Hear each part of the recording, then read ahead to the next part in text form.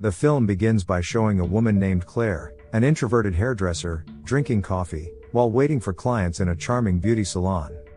In comes Sarah, a vibrant and cheerful woman who seems to radiate happiness. She is looking to cut and dye her hair.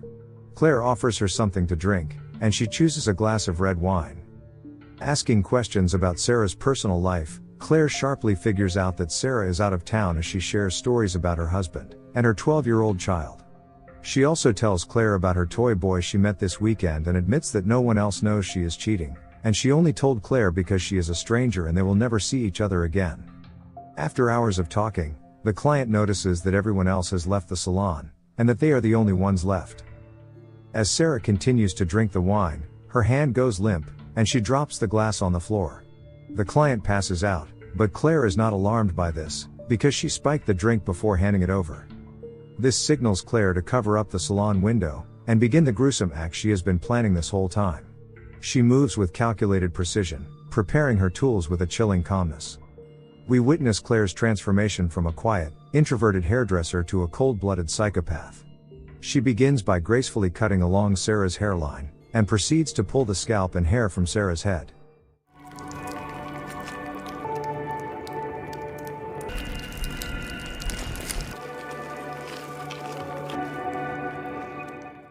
Back at home, we find out that Claire is a lonely woman. Nobody lives with her, except a dog who is always there, waiting for its psychotic owner to come home.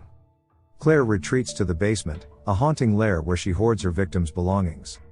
The room is filled with mementos and hair pieces, each representing a life Claire has stolen. She arranges the stolen hair into wigs, each one becoming an eerie symbol of her twisted desire to be someone else. She gazes into the mirror, addressing herself as if she were Sarah, reliving the happiness and love she could never attain in her own life. The chilling scene is a haunting portrayal of Claire's fractured mind. The next day, we get a glimpse into the life of the other woman, named Olivia. She seems happy and fulfilled, while Claire, on the flip side, is trying to get on with her life to normal after the last murder. When she stands in line to get her morning coffee, she notices a small drop of blood is still on her boot, and she gets a little preoccupied trying to cover it up. Finally, she manages to get rid of it and gets her coffee from the barista, who already knows her because she's a regular customer there. She seems to be lost in a world of her own, but reality hits when she receives a text from Olivia, one of her loyal customers, seeking Claire's expertise for her upcoming wedding. Reluctant, Claire hesitates to accept the request, knowing the disturbing fate that often befalls those who enter her world. To add, Olivia has no one else to turn to at the last minute, so she hopes that Claire will accept, praising Claire to her colleagues and saying she is a magician with hair. Later that evening, Olivia's hopes come true when she receives a text from Claire, stating that she will do it. But little does Olivia know that Claire is stalking her not far from her house. The following day dawns like any other in Claire's life, a facade of normalcy concealing the darkness lurking within. Olivia arrives at the salon, her excitement and nervousness visible as she envisions the perfect look for her wedding. Yeah? It's totally normal. As the styling is completed, Olivia gazes into the mirror, her radiant smile affirming her satisfaction with the chosen hairstyle. Pleased with the outcome, she extends an invitation for Claire to visit her home later that night, seeking her opinion on whether the hairstyle complements the wedding dress. The idea of stepping into Olivia's world both intrigues and disturbs Claire, but she is glad to have someone in her life who she can call a friend at least. Later that evening, the door opens to a warmly lit interior, where Olivia welcomes her with genuine warmth. The apparent contrast between Olivia's world of happiness and her own pit of darkness becomes apparent. Both of them drink to celebrate Claire for saving Olivia's wedding, and Olivia excuses herself to put on her wedding dress. Claire scans the room, and makes herself comfortable with some of Olivia's things, when Olivia calls out for help. She then shoves the scarf in her bag, and also spots the house key hanging in the kitchen. Olivia asks Claire to help her put on the wedding dress, and then asks Claire to take photos of her for her mom and sister. After helping Olivia get out of the wedding dress, Claire asks more about Olivia's personal life, but eventually Olivia ends up asking about Claire's personal life instead. It's a little obvious that Claire isn't used to being asked these kinds of questions, and she shares that her dad was not around and that her mother passed away when she was only 17 years old. Olivia then encourages her by saying her family would be proud of her for what she's doing now, which is scalping her clients. Their moment gets interrupted when Olivia's soon-to-be husband, Charlie, comes home, who just dismisses Claire and excuses himself. This makes Claire uneasy, so she says her goodbyes and leaves. When she gets in the car, she has a breakdown, berating herself for acting poorly and awkwardly around Olivia. Later on, she stops at her usual coffee shop just as it is closing. They are not serving anymore, but since Claire is a regular, Dawn, the barista, makes an exception and makes her a coffee. However, when she isn't looking, Claire spikes her drink. After receiving her coffee, Claire leaves the shop and sips it outside, while she waits patiently for the drug to take effect. 4.3 minutes later, Dawn finally collapses, and it is now time for her to claim another victim. Inside the coffee shop, as she always does, Claire begins by cutting Dawn's scalp like a piece of paper.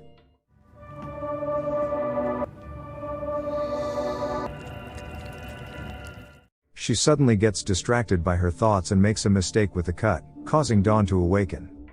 Panicked, Claire stabs her multiple times in the chest until she dies. She cleans up the mess she made, and throws it in the trash.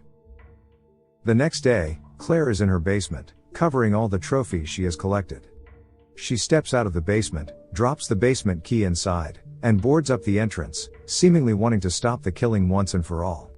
Prior to this, Olivia invited Claire to her bachelorette party, and she agrees to join her after all the bad stuff she'd done. A few days pass. When Claire is cutting her client's hair, a man walks in, saying his sister Dawn has been missing for 2 days, and wants to leave a missing poster in the salon. The next day, Claire is getting ready to go to Olivia's party, and is having trouble picking an outfit to wear. She is nervous and wants to leave a good impression with her only friend, Olivia, and finally picks a suitable outfit and leaves for the party. Flyers about the missing Dawn that she saw on her way there didn't deter her from attending the party. The prospect of mingling with others, forming friendships, and indulging in a world that is not her own tantalizes Claire. When Olivia spots her, she asks her to join them, and introduces Claire to her friends, and the other stylist who messed up her hair. They then make a toast and decide to having a fun night dancing, drinking, and spending time together. Later in the night, Olivia tells Claire that she is unsure about marrying Charlie, and this makes Claire remark on her fiancé's dismissive behavior previously. Olivia also asks Claire to go running with her after the wedding is finished, so Claire lies, telling Olivia that she loves to run just so she can be her jog buddy. When Claire goes to the bathroom, some of Olivia's friends make their way in too, so she hides behind them and listens in as they gossip about her. Monique is confused about why Olivia would invite such a weird person to the party, and the other girl calls Claire a creep. Claire is upset as she thought everything was going smoothly, and as a coping mechanism, her evil tendencies begin to emerge again. She ends up leaving on her own in her car, about to go home, when she sees Olivia and her friends leave the club and get into a car. And so, she follows Monique all the way to her house, until she sees the friend and a man enter the house. While battling her urges, she sneaks into the house and finds the couple asleep. She is ready to give in to her demons, but as she stands in front of them holding a blade, she sees a picture of Monique and Olivia, which snaps her out of the trance. She then quickly leaves the house without finishing the job. The following day, Claire didn't hear back from Olivia after sending her a thank you message last night. She tries to message her again and asks if there's anything Olivia needs help with, and Olivia replies that they've got it all covered. This disappoints her, because she wants to be involved, and be part of Olivia's life. Days pass, and the void within Claire grows. She yearns to fill the emptiness that claws at her soul, and her fixation on Olivia intensifies. Every morning, Claire's ritual begins by checking Olivia's social media, a window into the life she longs for. Claire's desire overwhelms her, and she finds herself following Olivia's every move. She watches her during her morning jog, hidden in the shadows. Claire's relentless pursuit of connection, however tenuous, is driving her to the brink of madness. In a daring move, she shows up at Olivia's workplace. Seeking an opportunity to get closer to her, she offers her assistance with wedding preparations. Olivia is puzzled, as she never told Claire where she worked, and expresses her desire to spend some time alone before her wedding day. Watching Claire try to be supportive and give her advice on not getting married since Olivia said she was unsure about her fiancé, Olivia just has enough of Claire trying to be her friend. The morning after their uncomfortable encounter, one day before the wedding, Claire's texts Olivia, asking to talk. Her anxiety peaks, and with each passing minute without a reply, her desperation grows. She can't bear the silence, so she calls Olivia, but it is Charlie who picks up the phone. Lost for words, Claire tries to offer help for the wedding preparation again, but as Olivia is busy with the wedding, Charlie just ignores her persistence, and tells her to come early for the wedding tomorrow. Unable to resist the pull any longer, Claire gives in to her impulses and decides to sneak into Olivia's house later that evening, to check if Olivia is really busy with her preparation. She couldn't stop thinking about being close to her one and only friend again, and every moment without contact intensifies her fear of rejection and abandonment. Inside Olivia's room, Claire is overcome with an intense desire to take on Olivia's identity. The line between reality and fantasy blurs as she puts on Olivia's nightdress and smells her perfume, trying to absorb every piece of her life. In her mind, Claire is convinced that by becoming Olivia, she could possess the happiness and fulfillment she so desperately craved. However, Claire's fantasy is shattered when Olivia unexpectedly returns home. Panic surges as she hurriedly grabs her belongings and flees from the scene. As she drives away from Olivia's house, her heart pounds with fear and guilt. Back in her house, she grabs a crowbar and heads towards the basement, each step a descent into the abyss of her madness. She pries open the door and goes back to the grim chamber where she buried her past, surrounded by the wigs made from the hair of her victims. Each strand seems to hold the memories of their stolen lives. Claire's just totally consumed by this desperate desire to be them, to get away from the emptiness that's always bugging her soul. As she decorates herself with the eerie disguises, she is only met with a hollow void that refuses to be filled. In her desperation, Claire returns to her old ways, seeking solace in the act of taking another life. She targets a random woman she sees on the street. First things first, she knocks on her door, asking to use a phone, and as the woman turns her back, Claire stabs her in the neck with her scissors. The poor victim can only writhe and throw up blood, which gets all over her wooden floor. Once she's done breathing, Claire begins her scalping procedure.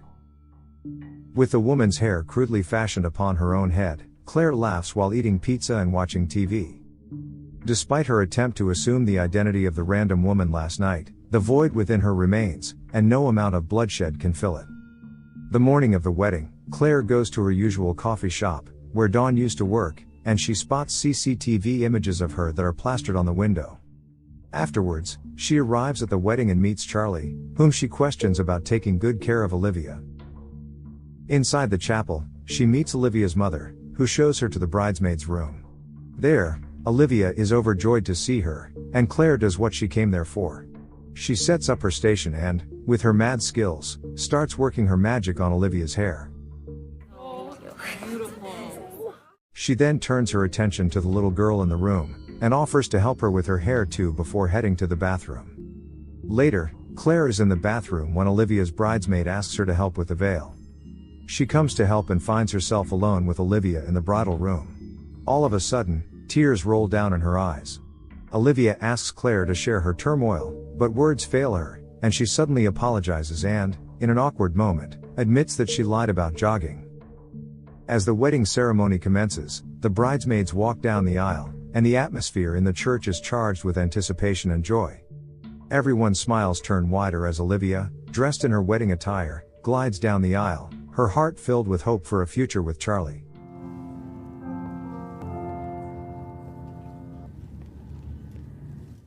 Finally, the moment arrives as the bride stands in front of Charlie. Charlie lifts the veil from Olivia's face, but to everyone's surprise, the sight before them was not the blushing bride he expected. A sinister figure stood in Olivia's place, Claire, her face obscured by a bloodied wig fashioned from Olivia's own hair. Everyone is freaking out, especially Olivia's family and Charlie, and they quickly run to the back to check on the scalped Olivia.